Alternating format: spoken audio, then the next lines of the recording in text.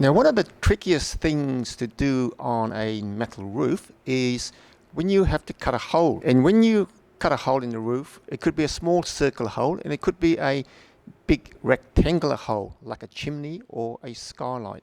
So what do you do when you come up with a situation where you've got a hole in the roof and you've got to put some flashing around it? Let's look at how we can deal with a flashing around a KERB penetration. First thing you do is we go and have a look at the trusty Lysart installation manual, and this is what they show: a chimney, and they show a method of flashing the chimney to, in this case, a clip lock roof. So it looks reasonably complicated, and it is quite a complicated process.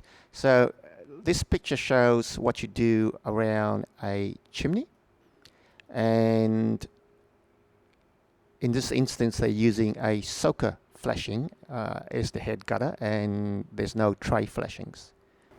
This is what the manual says you need to do when you have a penetration that something sits over, and a skylight, for instance, that can go over this penetration. So all about penetrations, and we're looking at a rectangular KERB penetration here. So what do people do when they come up with a penetration like this? So we'll go looking at YouTube and see what people say should be how we install flashings around a KERB penetration.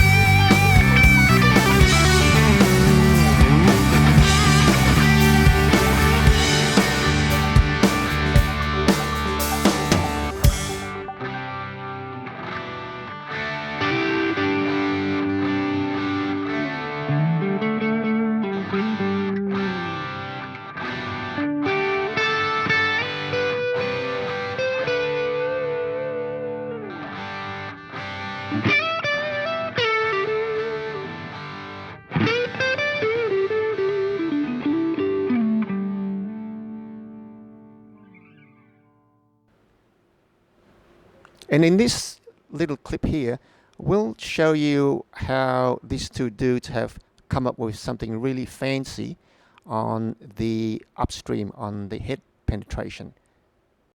2 inches here, bend it all the way flat, okay? Like that.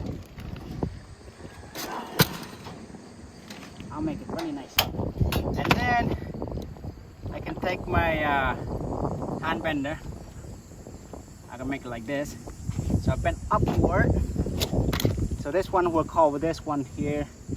And then when I put it in, now hang on the top here, I'll bend inward.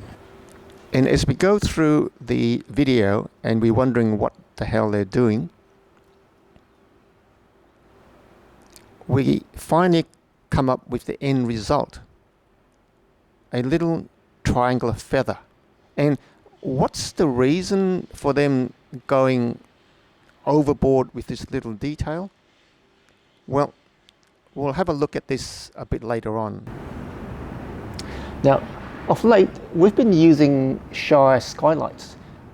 It's a skylight warehouse here in Sutherland, and they produce flashings for skylights, obviously. This is a KERB skylight flashing that they have produced for us, has made for us. And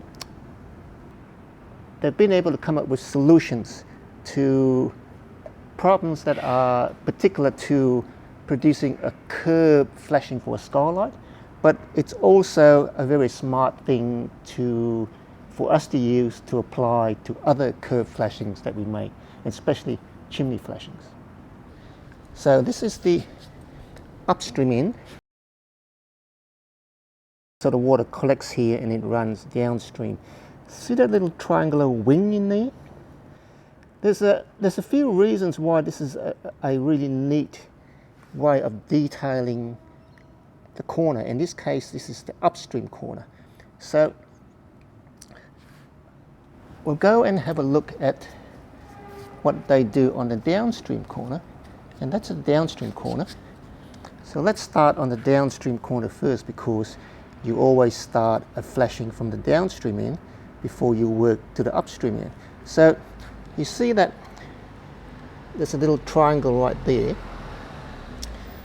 When water runs down, it runs down this way. So when water runs down this angle, it will continue and run down the flashing and onto the sheet and not try to get into this corner. So why is there this little triangular wing, and what purpose does it serve? You'll see that the bottom flashing has got a tab right there. So it's made with a tab that's bent down, and the tab is then bent in a 90 degree. Right? So that's no different to, this flashing is no different to a standard flashing. But what makes it interesting is that if you were to finish the side flashing like you would traditionally finish the flashing, this will have a tab that comes around, right? And you either have a tab that comes around and this tab goes over the top, or if this is downstream, it should come around and then this would be tabbed back. Now when that happens, you would normally do your cut along that line right there. And what that will do is it introduces a little hole right in the corner right there that can sometimes cause a leak when the silicone that you put over the hole pulls apart or the silicone deteriorates. Now what this actually does is that it eliminates that problem area with the little wing. And also, right, by creating that wing, you notice that the cut starts from here, not from there.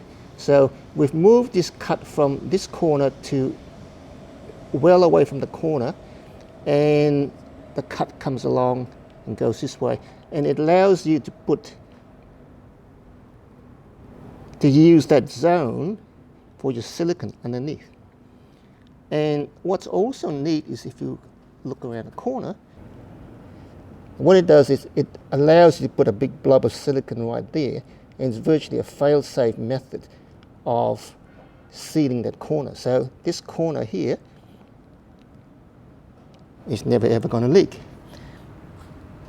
And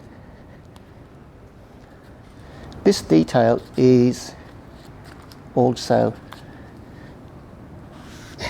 duplicated here on the upstream end. So the side flashing comes in, then it's tabbed. This flashing comes in, and there's a straight cut right there, a neat cut. You got a triangle right there, and then that creates this zone in here that you would put in your silicone right there. And it also allows you to fill that little fillet with silicone right there. So this little attention to detail that Shire Skylights have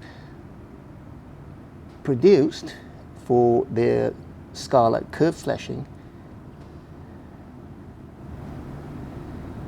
is very, very clever.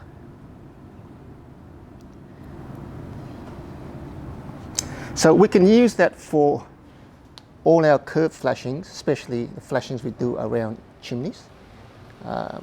This little wing, this little triangular wing, has been our standard for quite a few years now. So if you have a look at the work we do on chimneys, you'll find that this little triangle on the upstream end and the one on the downstream end would be typically what you would see if you come across some of our work on roofs.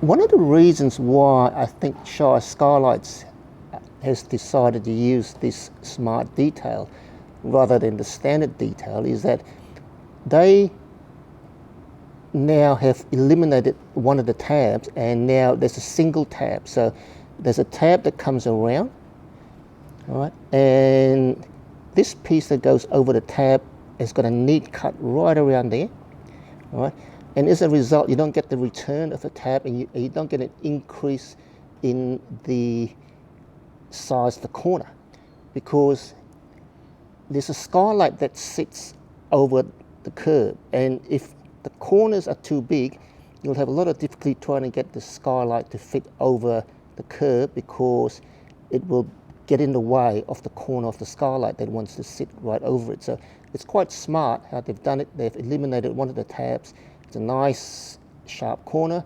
and they've started a tab right down there, and the skylight would then sit just there above where the little triangle starts.